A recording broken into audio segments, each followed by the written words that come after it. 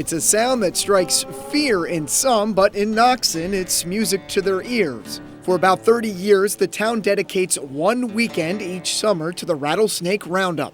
As they prepare for this year's hunt, I stopped by the Noxon Fire Company to meet with organizer Jim Stroh to learn more about the tools of the trade. We're gripping up here.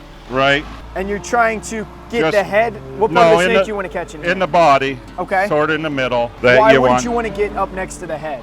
Could harm the snake. This way, if you're getting towards the center, he's balanced out, it's meatier and stuff, and it's not as small around the neck area. That's the venom. If you see right there, there's the two fang marks, and this is where the venom ran down the boot. Jim, you are one tough dude, man. With this one, you will be able to get the snake in it if it's a snake that has been caught before. All snakes that are brought in here are taught that if they don't bite us, at the end of the snake hunt, we take them to the ice cream stand and buy them ice cream. What is a snake's preferred type of ice cream? They sort of like the chocolate chip. So do you think I'm ready to go? Do you think I'm an expert snake hunter at this point? We'll see if we can get you bit. I don't like that. I don't like where your mind's at right now. Ready to hunt some snakes.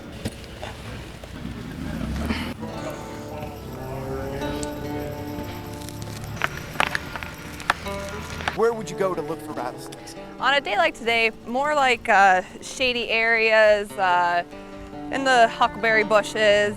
The self-described snake queen of the Rattlesnake Roundup, Alicia Sherwood, offered to take me on my first snake hunt. Go ahead. If you see something, will you say something? Yeah, I It's will. like the airport. See something, say something. All I right? will. You gotta get out there, squat, Squat down, are you kidding me? bend down so you can look under the log there like it's one there, you know? I'll just knock You know? nicely at his house, No, and you I'll gotta bend down and look. We're definitely clear. Get out of here! After a scary snake experience in Noxon, a trip through the Wyoming County countryside will help you unwind.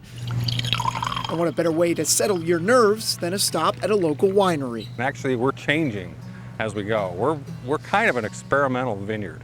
Gary Tosco is the owner of Nimble Hill Winery located in Mehoopany, and his experiment started about 10 years ago with 54 vines that he admits were planted incorrectly and the wrong type of vines for the area.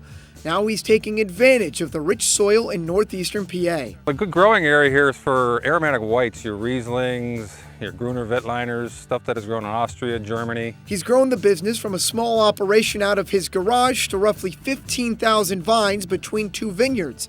Within the last few years, they've even added an acre of hops, adding a brewery that produces 12 different types of beer to the business. But the priority definitely lies with the 6+ acres of grapes. Behind every successful winery is a great winemaker. That's where Kevin Derlin comes in. After retiring from Procter & Gamble, his love of wine took him back to school and set him up for a successful second career. I was home one weekend and Gary called and said, "Hey Kevin, I'm growing grapes and want to make wine, but I'm not really keen on the winemaking process. Would you help me?" So that was 2006, and here we are.